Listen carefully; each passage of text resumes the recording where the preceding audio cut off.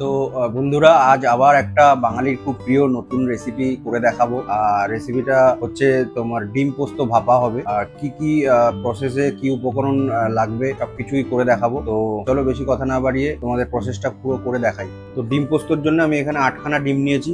প্রত্যেকটা ডিমে আমি কাট দিয়ে দিয়েছি যাতে এর মধ্যে মশলাগুলো ভালো করে ঢোকে, যেহেতু ভাপা হবে এটা। এখানে দুটো টমেটো নিয়েছি, পিস করে নিয়েছি টমেটোগুলোকে।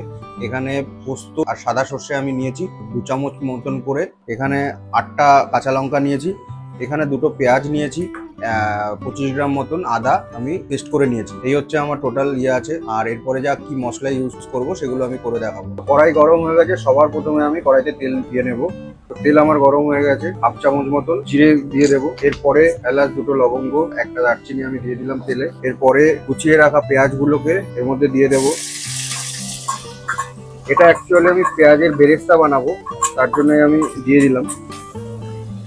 একটু সামান্য লবণ দিয়ে দেবো এর মধ্যে। এটাকে মিডিয়াম ফ্লেমে 3 থেকে 4 মিনিট রাখবো। একটু লাল লাল হয়ে গেলে তারপর নামিয়ে নেবো।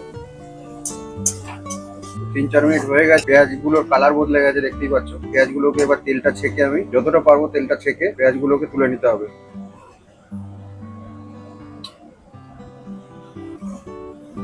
তো ওই গরম তেলের মধ্যেই ওই কেটে রাখা টমেটোগুলোকে আমি দিয়ে দেবো।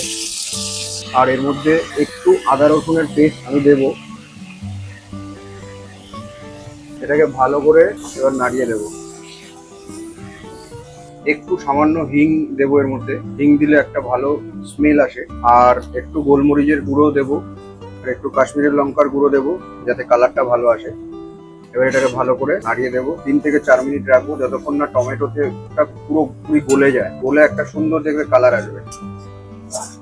তো সর্ষে পোস্ত বাটাটাকে আমি এই ডিমগুলোর মধ্যে দিয়ে দেবো। এর মধ্যে আমি পেঁয়াজের বেরেস্তাটাকে দিয়ে দেবো। তো টমেটো আর আদা রসুনের পেস্টটা যেটা আমি দিয়েছিলাম, তো সেটা একদম দেখো গলে গেছে, খুব সুন্দর একটা কালার এসছে। এটাকে আমি পুরোটাই তুলে নেবো, তেল শুদ্ধই তুলে নেবো এবার। তো এর মধ্যে ওই টমেটো পেস্টগুলো যেগুলো আমি তেলে করলাম, সেই টমেটোর এগুলো দিয়ে দেবো এর মধ্যে।